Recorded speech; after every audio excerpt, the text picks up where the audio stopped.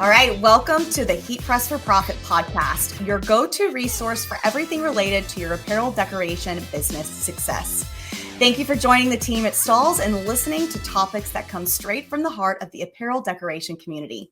We'll start discussing lucrative business strategies, insider tips, technology advancements, cutting-edge trends, and whether you're a seasoned entrepreneur or just starting your business, this podcast was designed to provide invaluable insights, how-to perspectives, and inspiring stories from industry experts and apparel decorators just like you.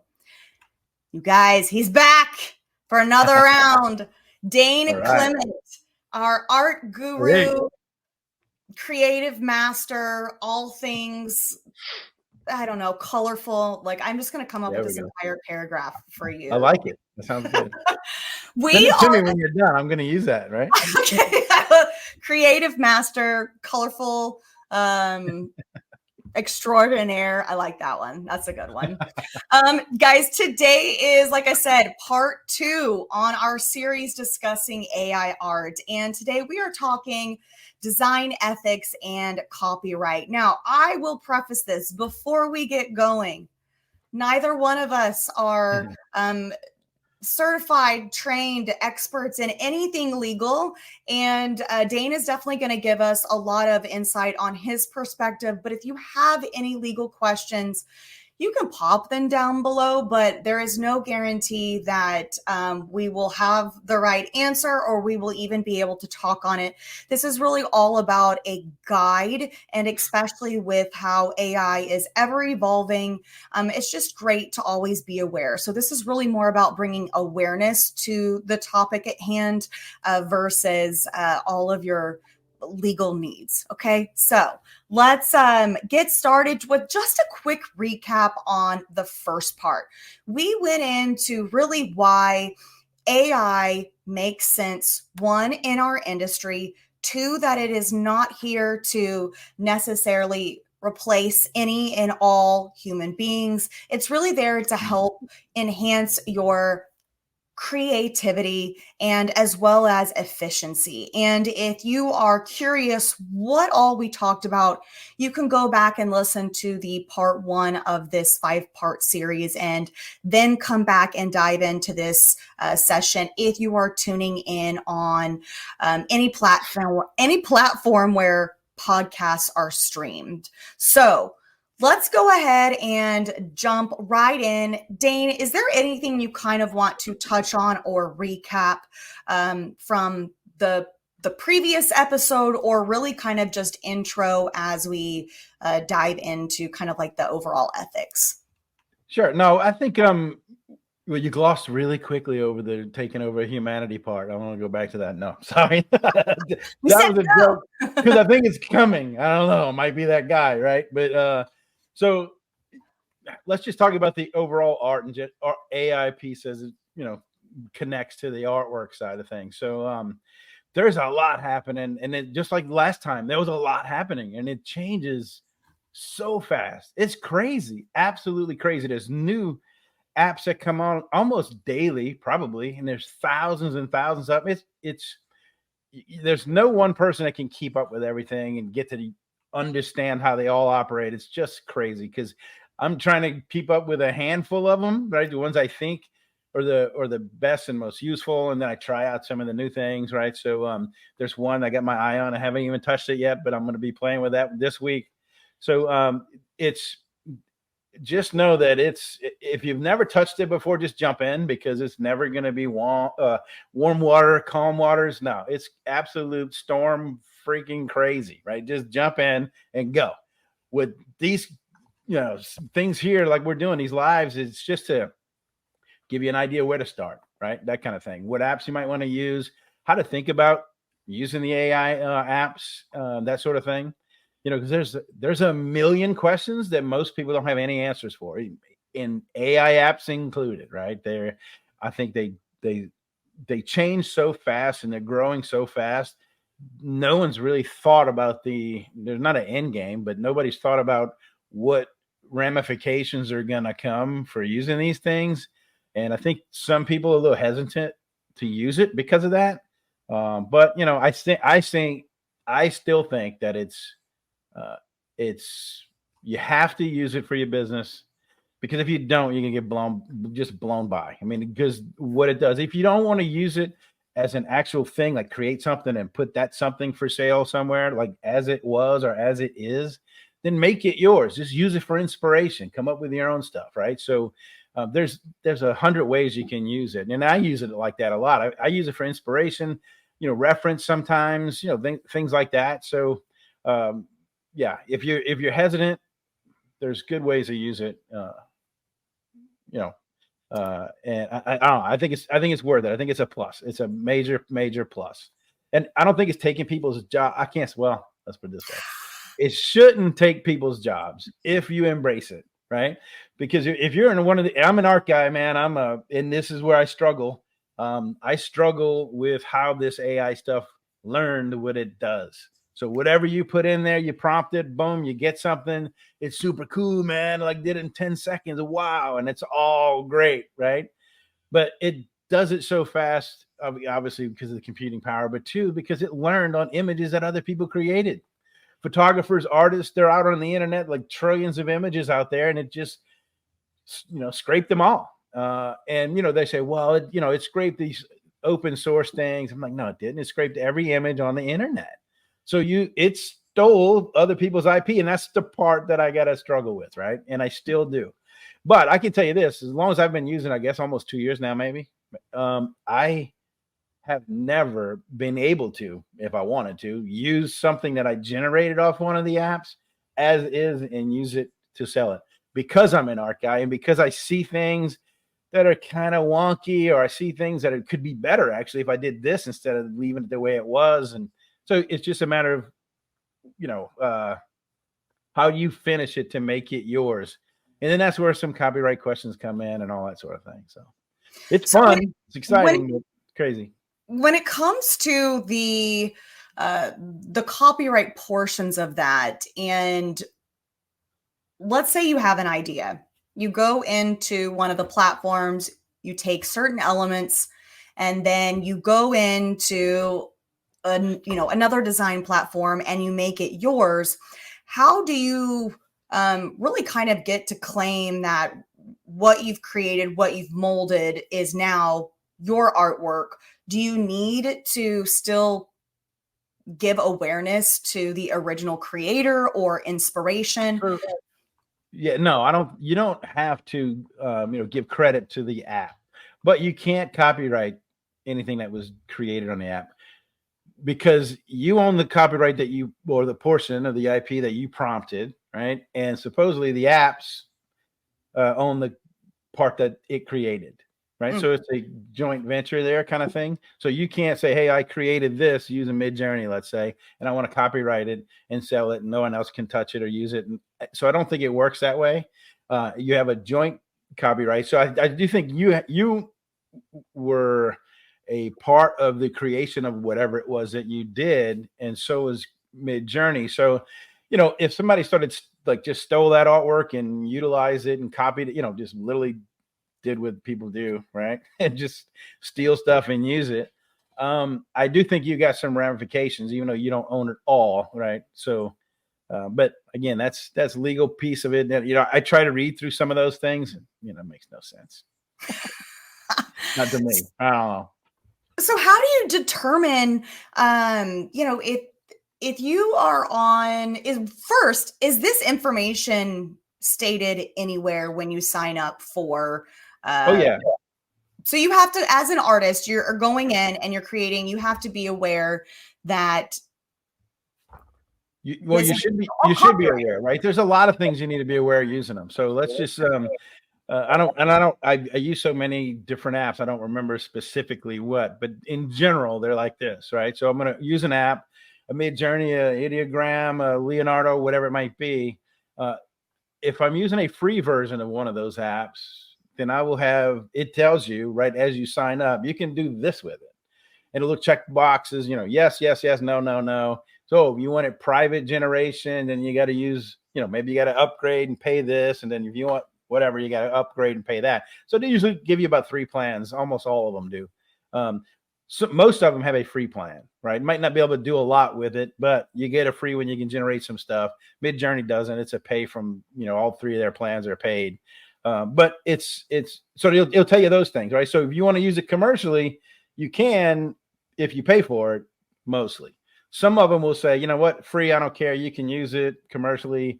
They're basically saying we had nothing to do with the creation of your artwork.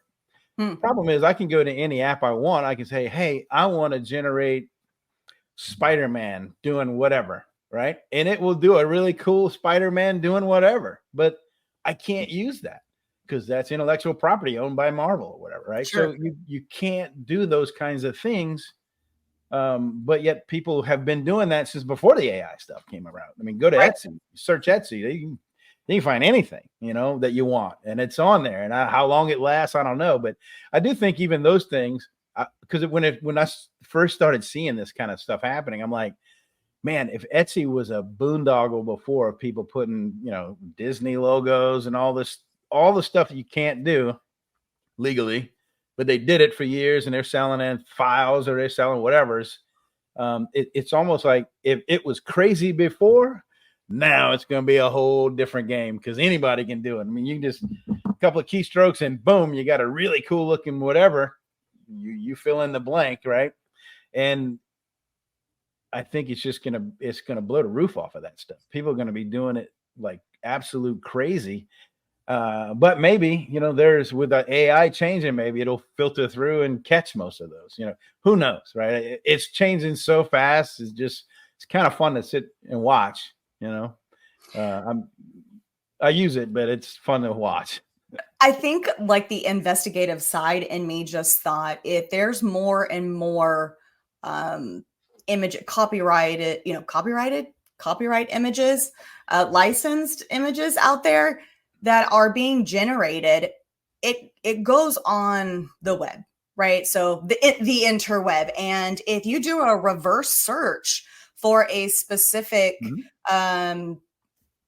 character, item, something that maybe you've designed, do you know what that would pull from AI files that have been created? Sure. It'll find things that are similar. Absolutely. And look for the same ones or the most similar to that. And a lot of times, look, we've done reverse searches for years with our Great Dane graphics artwork, right? It's like, I get emails from customers saying, hey, look, I'm paying you guys for this.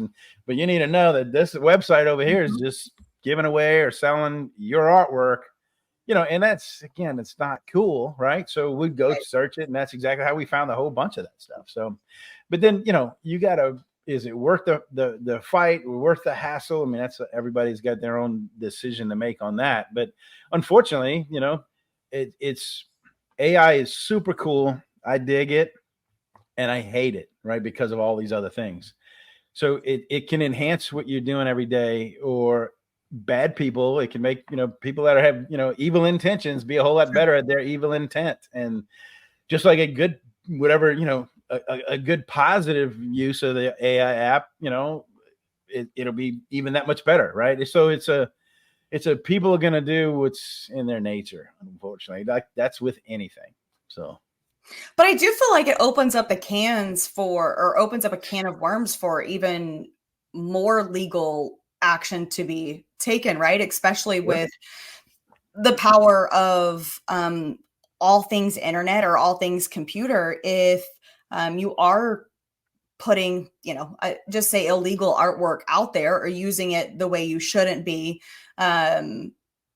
personally, I would be more afraid that somebody would come after my business and shut it down, just knowing that it is available, it's out there, especially for those that are very good at having people, become investigative and finding who's using their art. Or I've seen a very popular phrase go around on TikTok and social media, Instagram.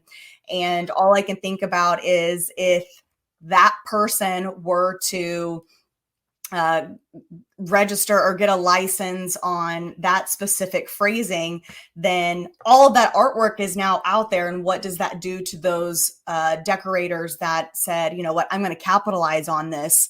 Yeah. In reality, it's just nothing but kind of stolen artwork from other platforms. I don't know. That's just all being speculative, but it's just one of those things where, you know, it does make you question kind of what box this can open up to those cracking down on protecting their created art, not something that somebody goes, oh, I'm going to take this and then, right, you know, add some wording to it.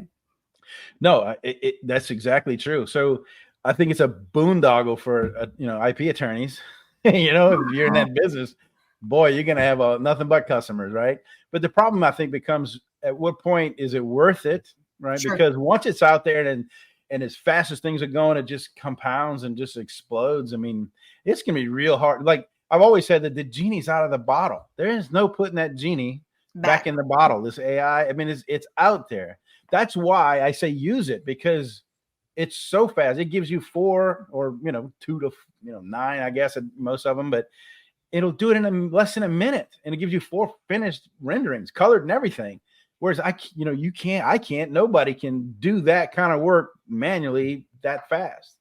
So that's why I will absolutely always use it until it's taken away, and it's never going to be taken away. I don't think. Again, the genie's out of the bottle, but they do have a lot of lawsuits still in the works. A lot of artists are suing, you know, these software guys, and there's, you know, some of them have been thrown out, tossed out. Some of them are moving, right? They're still going up in the courtroom scenario, right? So there's a lot of things happening because it learned of their intellectual property. They created their portfolios, they put them up on the internet, not expecting that somebody, Google, you know, there's a million of them. You picked it, right?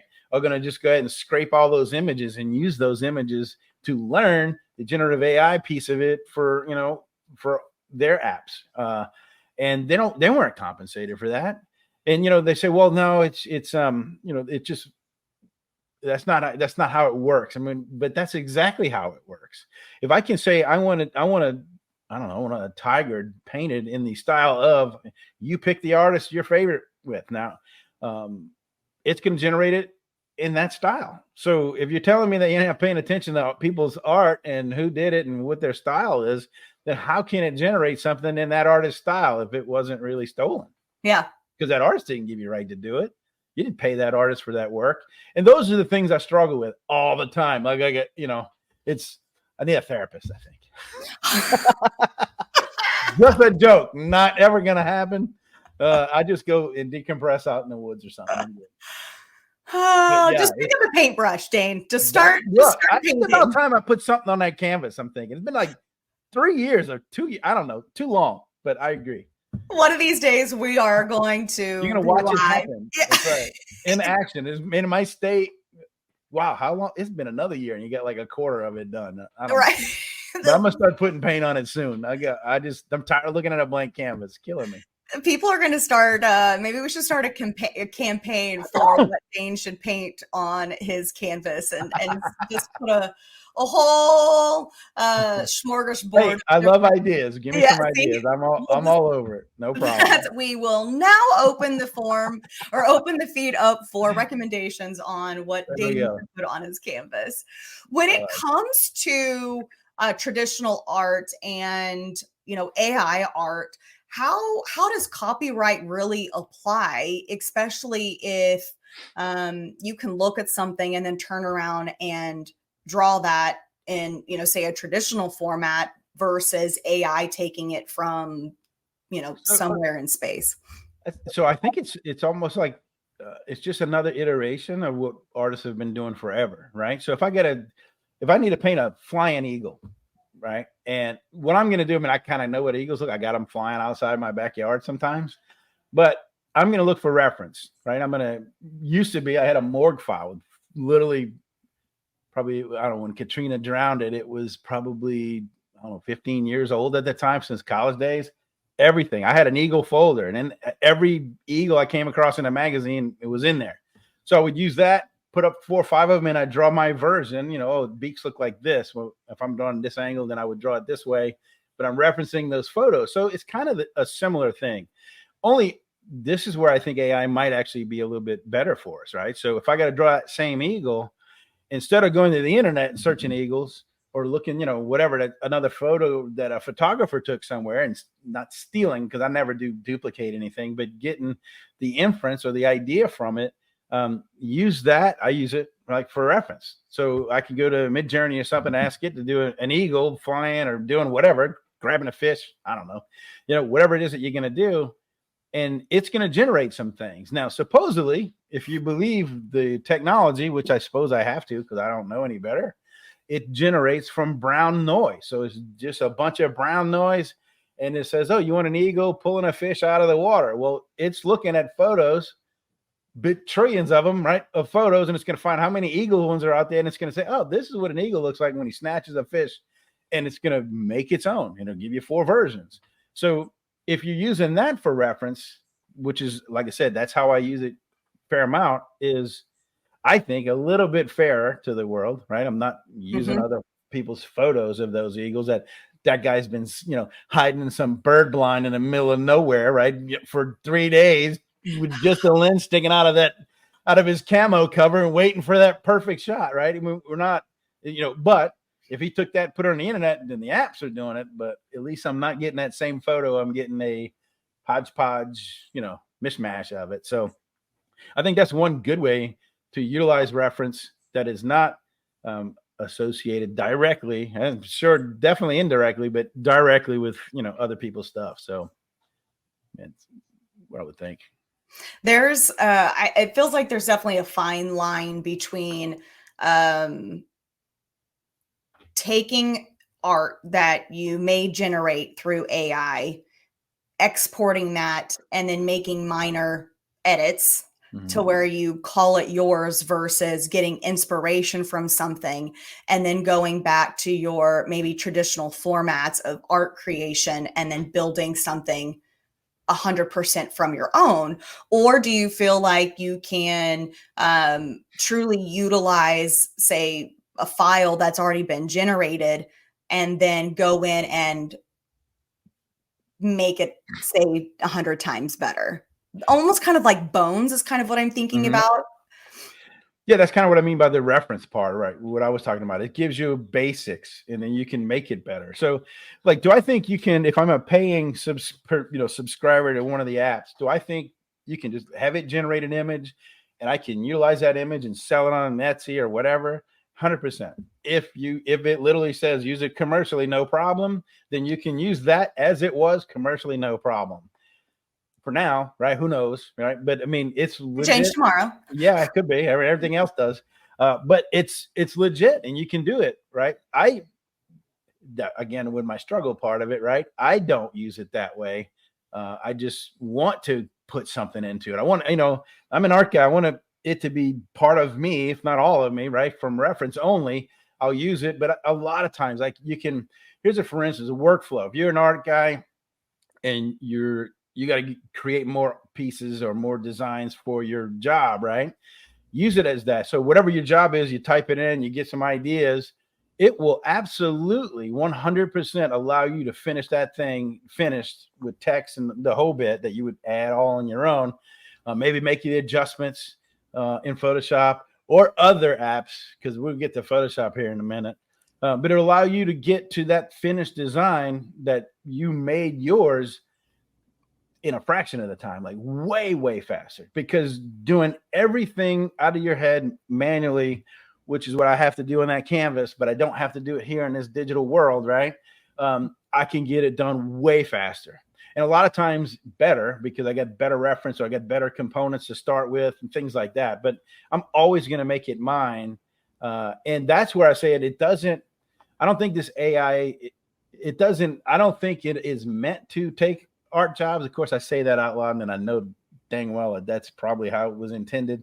But if you utilize it, and like I do, as a tool, because it's a great tool, I think you're going to get your work done faster, no matter who you are or who you work for, and you're going to be able to keep your job because you just multiplied yourself. You got yourself to be that much more valuable to that company that you're working for because you were able to do more artwork in the same amount of time than otherwise.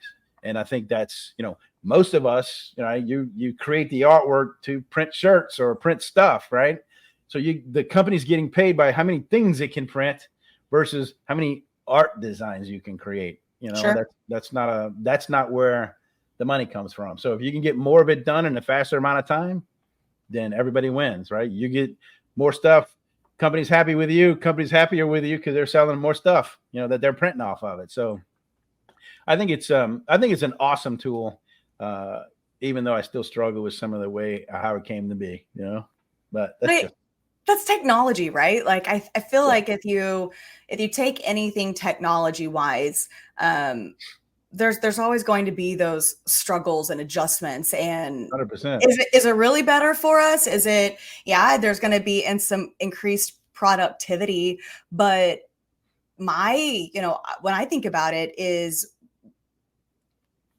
hopefully it won't hinder our creativity, especially if, we are inspired by things around us or environments, just being out socially. Sometimes, those social batteries can get filled up, and that's where the creativity can come from.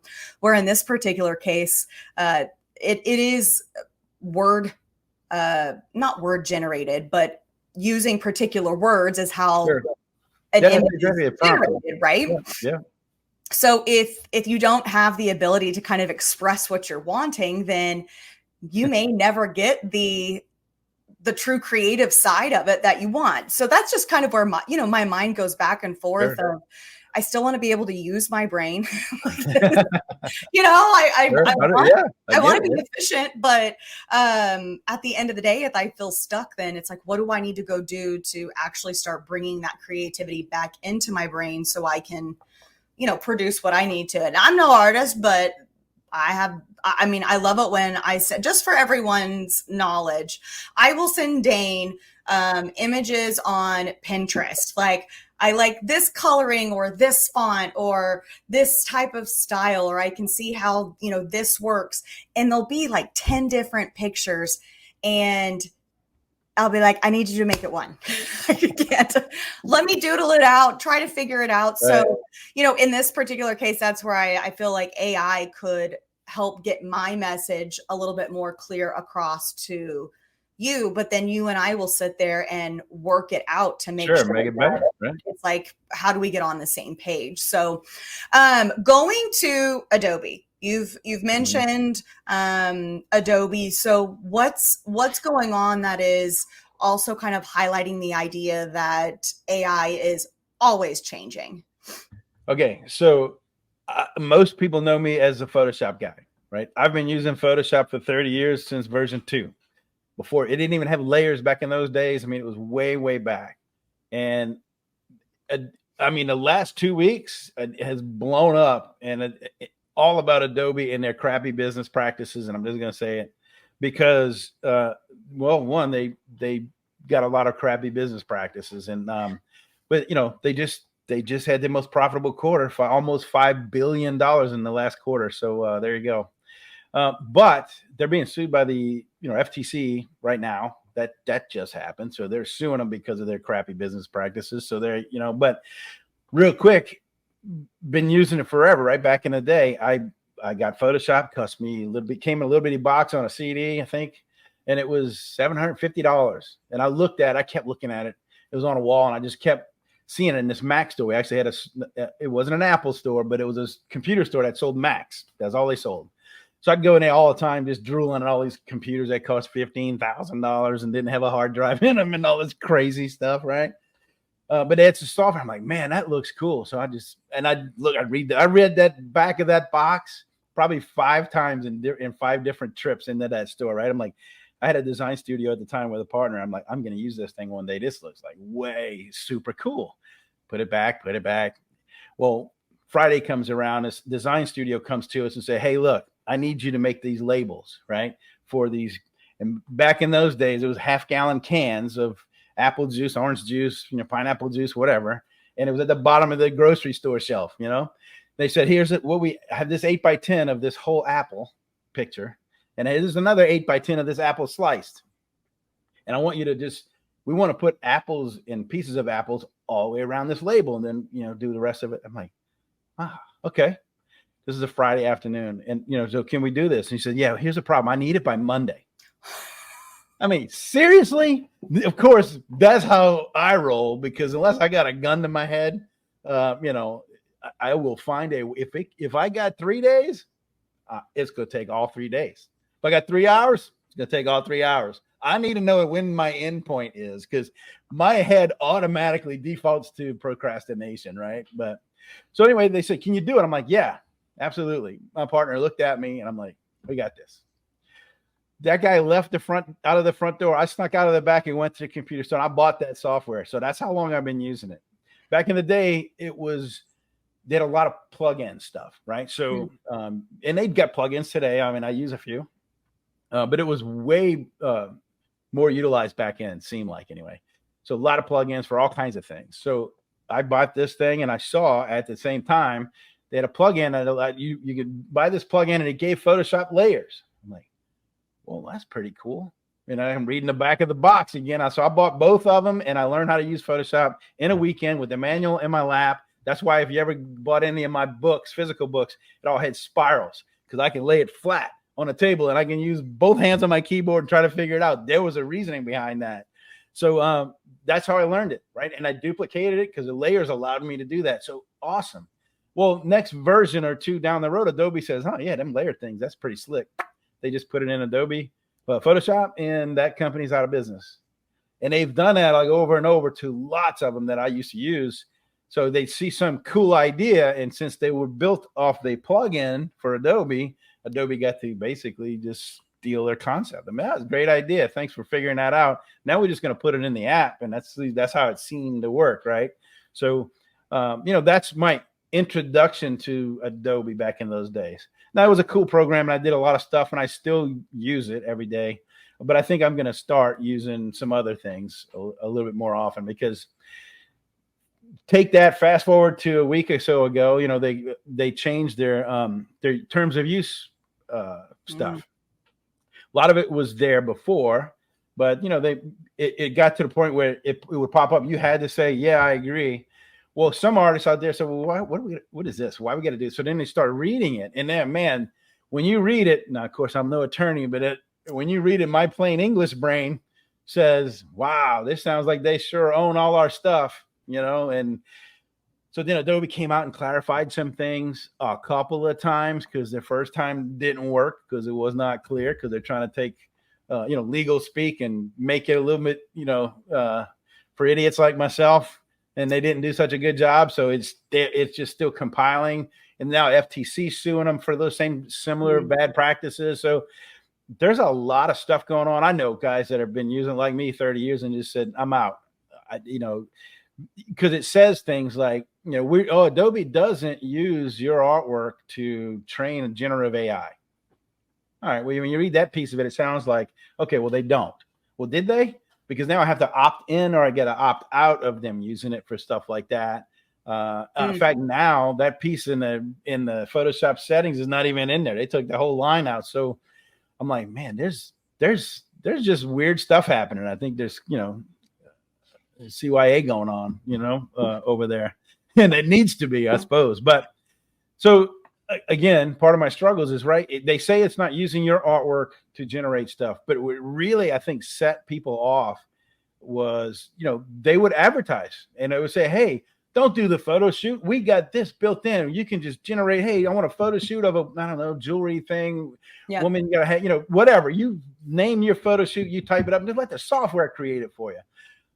Their customers are photographers mainly, and artists, right? I mean, it's like, so now they're saying, we don't do the artwork. We can create your own artwork. So they would put this stuff inside the app that literally was trying to replace the photographer or the artist. And I don't know, man, it just, again, it seems like the cart was before the horse. This is a great idea. We're just going to do it. And then didn't realize that how much grief they're going to get and how much pushback they're going to get, because they're literally trying to go right after their own customer base. So, It's kind of funny because I'm watching other apps pop up, all apps that have been around for. I use Affinity Photo. I taught classes on. I still do it, but I'm gonna start using it more because it was a really good, solid app, and it's like $50 one time. I don't have to pay $50 something a month to use it, right? So I think that's a benefit, and it's really good. And there's a few. I won't say a lot, but there's a few free ones out there that look really interesting.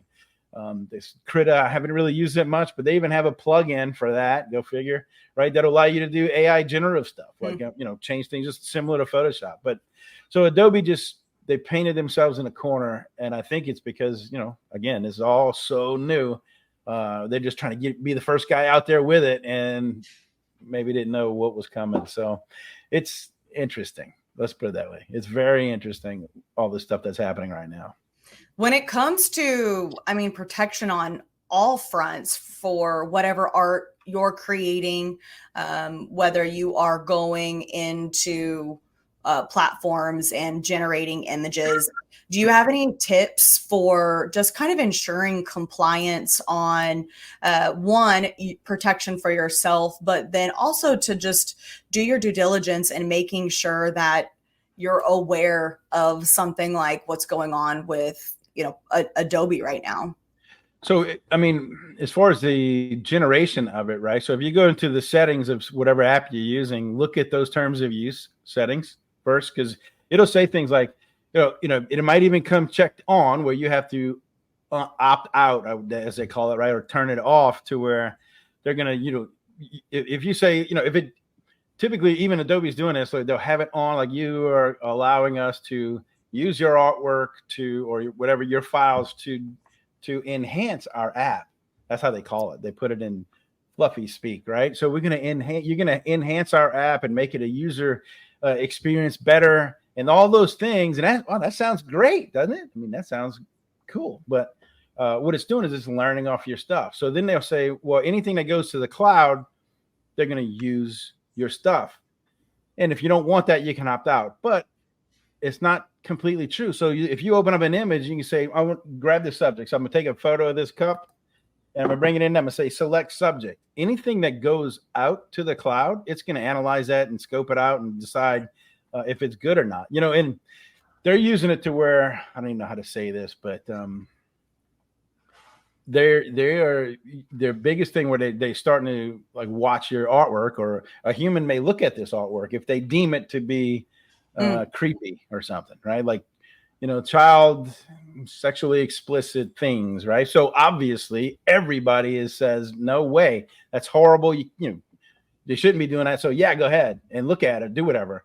Well, that's where it starts. It's like the guy says, "Oh, I don't care. FBI can listen to me. I ain't doing anything wrong." Well, me neither, but I still don't want nobody listening to me. Creepy as all get out, right? I don't think so. So look, they even the AI apps are trying to put that in place or something similar. I've generated some images. I'm forgetting what I was even working on last week in Leonardo, right? So they got their new model that they're using. It's not great. The other stuff was better, but I generate a couple of things and I'm doing a logo, like a tiger logo or something. And it gives me 4 images and it ghosted out 2 of them and said, this may be a sensitive material, or you got to click the button to see the image. I'm like, I'm doing a tiger logo. What in the world? How in the world? So I click on it and it's just a tiger logo. I was waiting to see nudity or something weird. I'm like, what are you talking about? And I think they're trying to learn how to do these kind of things and filter people and lock them down so they can't do certain things, which I get, because they're responsible for some of it somehow, I suppose, legally, who knows? I have no idea, but it's just, I don't know. If they get flagged, when it goes up to the cloud, then a person can look at it. And if that person takes pictures and, how many people's had their own photo stuff, leaked out on iCloud, right? You see that stuff. So there's so many weird people, just crazy. So again, all these things that you shouldn't have to concern yourself about to create artwork, right? But, I don't know. Some people do. If you're a boudoir photographer, maybe, what do you do then? Yeah. Because they're going to flag every one of those images. And then what? Somebody's looking at them. A human's looking at them if they get flagged. Right. I don't know. I think they're trying so strongly to control these things. And one, I don't think they're ever going to be able to do it, but it's I don't know. It's just growing pains, right? It's learning. Everybody's trying to figure out this stuff because it's happening so fast and it's changing from day to day to day. This time next week, there'll be new stuff happening, right? From the AI generators and, Stable Diffusions kind of came out with their version 3, and then all kind of people left. It's crazy. It's just way crazy. So yeah, it's interesting to go along with the ride, but it's if you try to stay on top of it, you'll never get nothing else done. I can tell you that. All you're going to do is pay attention to this stuff. That's where, so jokes aside, if we talk about the whole idea that AI is coming for people's jobs, where there's going to have to be jobs created to stay on top of everything AI, just to make sure that there's, I guess all of the dots or the I's are dotted and the T's are crossed. Right. We did have, let's see, Matt said, if you use AI for iterating, you can get through all of your bad ideas more quickly. The end result should align with your vision. And we know an artist's vision is true indicator of creativity. And sure. I definitely agree with that, because it's the idea of moving a little bit more quick, especially as times, I feel like we're all expected to do more with the same amount of time. So in this particular case, hopefully it allows you to do that versus what I like to say, hitting my head against the wall on trying to get what I need out. Now, sure. We did have a question from Susan. Dane, do you have any recommendations for other products similar to Illustrator? So yeah, Affinity Photo, right, is the Photoshop version. I got Affinity Designer, that is the Illustrator version. It's their vector program. So that's a good one that I would, tell you to check out. Probably in my opinion, probably the best. And then we didn't have any other questions, but Doug also said he's used PS, which I'm assuming is Photoshop. PS4. So it's just interesting to see, those that have kind of gone along in the journey with you. To kind of wrap up today's discussion, because I know there's just really so many layers to this onion of AI. When it comes to obtaining proper licenses, what's your recommendation on educating your team, customer communication, to continue to build trust and transparency, especially as